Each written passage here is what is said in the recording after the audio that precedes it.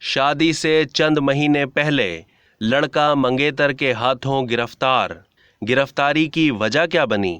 شادی کے دن قریب آتے ہی لوگ اپنی سہانی زندگی کے خواب دیکھنے لگتے ہیں، لیکن بھارت میں اس کا الٹ ہو گیا۔ خاتون پولیس افسر نے شادی سے پہلے اپنے منگیتر کو ہی گرفتار کر لیا۔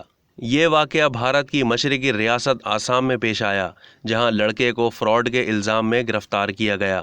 مقامی پولیس کا کہنا ہے کہ نگاؤں نامی علاقے میں تعینات سب انسپکٹر کو اپنے ہونے والے شوہر کے جرم کا پتہ لگا تو اس نے منگیتر کے خلاف FIR درج کروا دی۔